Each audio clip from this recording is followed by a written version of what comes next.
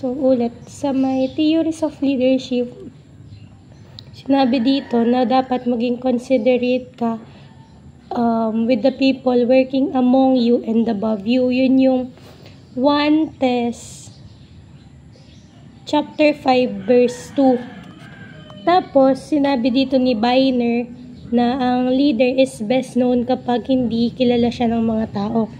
Tapos sinabi na yung trait, sabi ni Hippocrates, which is an ancient philosopher na based on body humor, Greek physician and father of medicine, sinabi niya yung great man theory.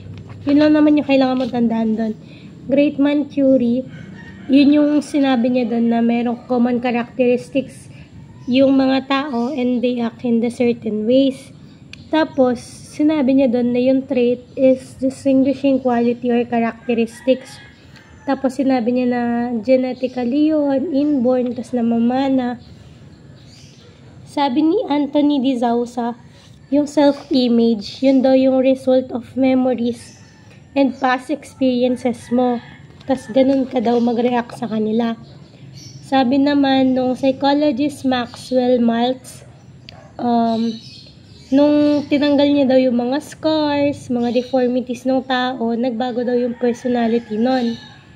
Tapos sabi naman sa book na Off the Track, Why and How Successful Executive Get Derailed by McCall, M.W. Jr. and Lombardo, sinabi niya doon na merong 4 primary traits yung leaders, which is yung emotional stability and composure, admitting error, good interpersonal skills, and intellectual breadth. Sabi naman sa book na entitled The Handbook of Leadership, gawa yun ni R.M. Stockdale, merong mga traits, tapos may lagi daw silang connected sa skills. Tapos nandito yung mga trait and skills. Yun na yun. So, next naman sa may transformational theories or transmutational theories, sinabi doon na may lalaki na nag-pray, tapos na-transform yung face niya, tapos yung clothing niya naging bago or naging lighting. Sabi yun sa Luke chapter 9 verse 29. Tapos sinabi din ni Dr. Robert Schuller na whoever dares to try, yung mga nagtatry, hindi sila magiging total failure. Ang transformational theories ay leader style na usually supportive, participative, achievement-oriented, delegating, and directing.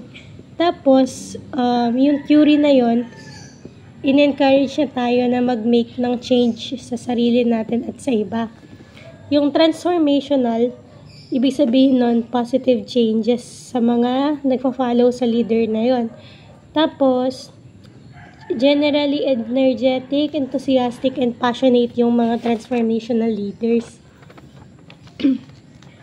Sabi sa book entitled Leadership, yung gumawa nun is si Harper and Robbins, JM. Yung mga leader daw and followers, nag-engage sila sa mutual process para pataasin yung morality and motivation ng isang tao.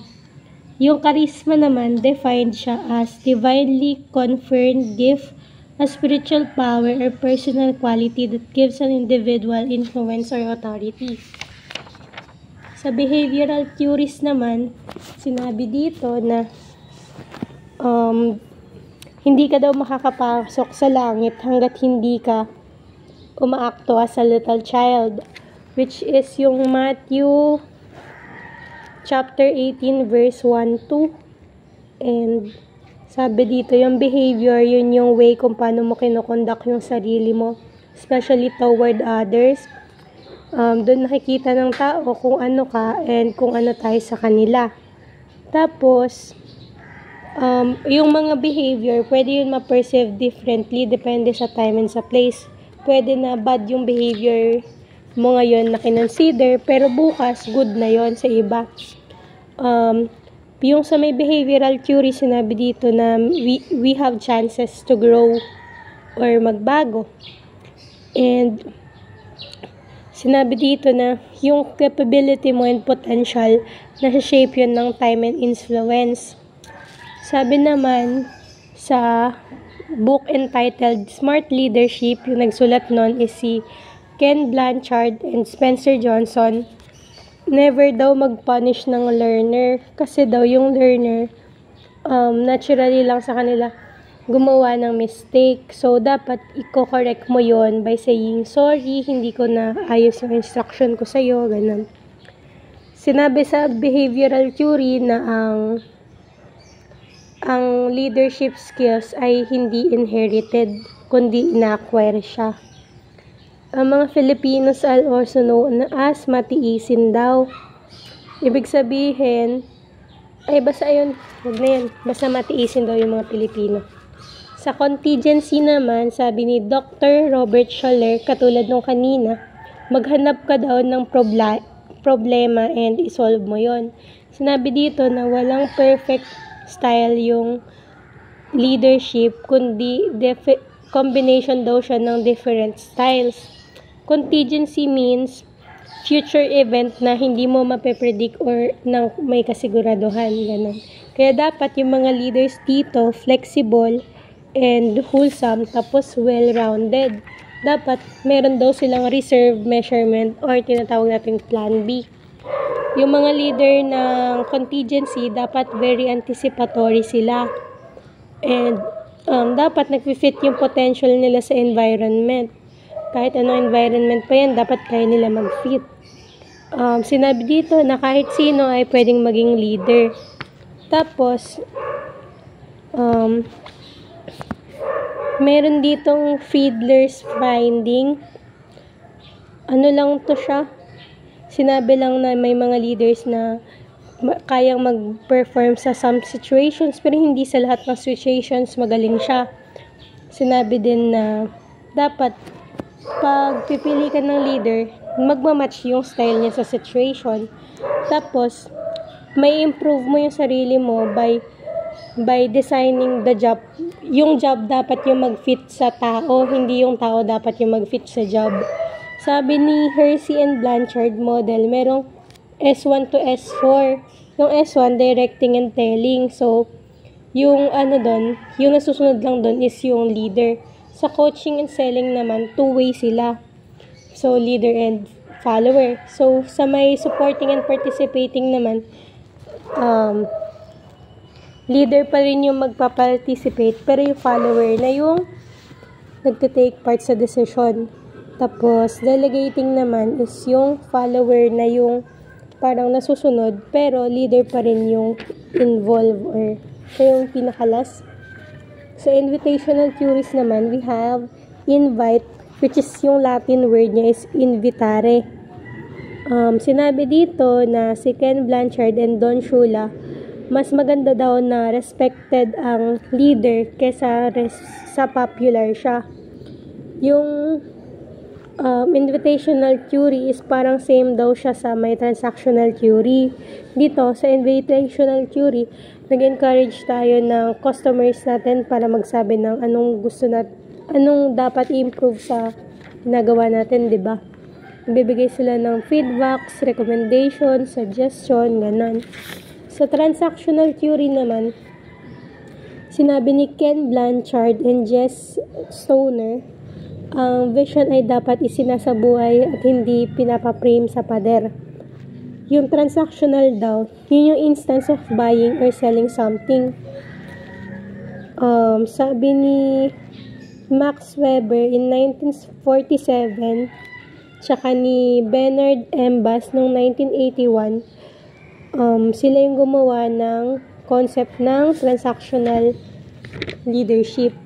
So, sinabi lang dito no, gumaya daw tayo sa mga Japanese restaurants kasi 'di ba mga magagaling sila sa magagaling silang businessman.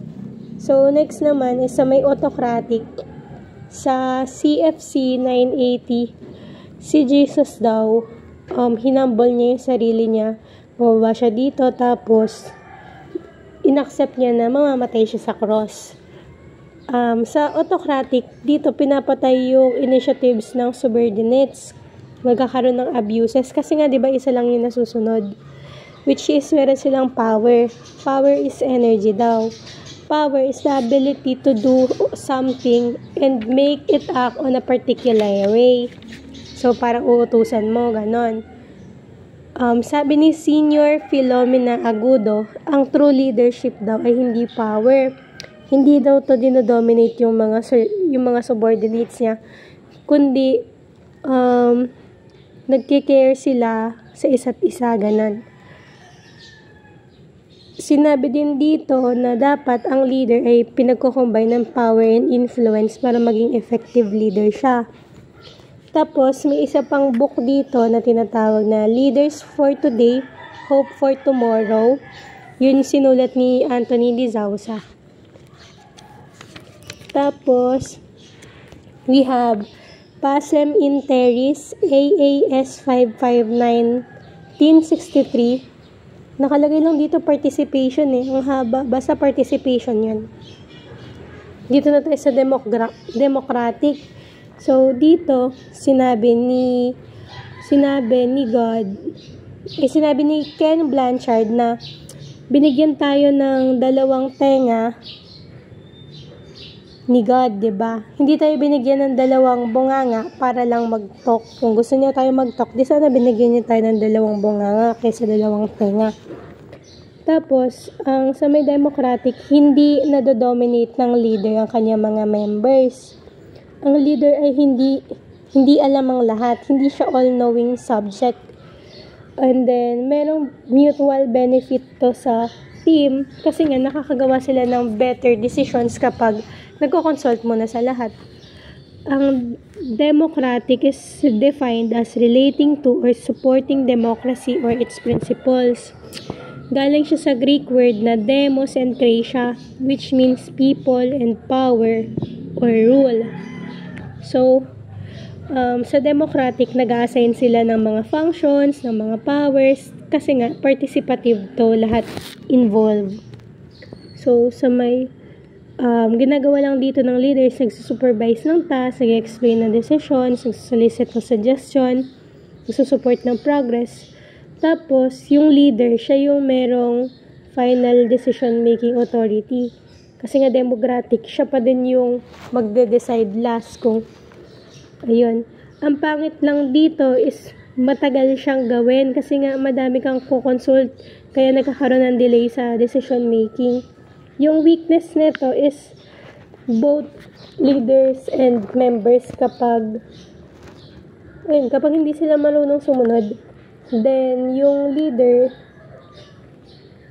style na to is hindi sign of weakness pero sign to ng strength kasi yung employees mo nire-respeto kanila kasi nire-respeto mo din sila.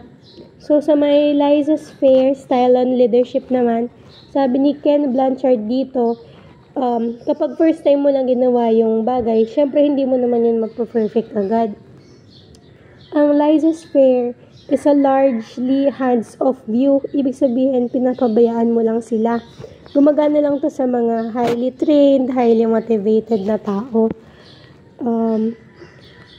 Yung laissez-faire is defined as the policy of leaving things to take their own course without interfering. Tapos, katulad ng abstention ng government sa free market, hinahayaan sila na mamili na kung ano business yung gusto nila. Tapos, i-recognize mo yun, magko-contribute ka doon, gano'n. Hindi mo sila i-interfere kasi yun nga yung gusto nila.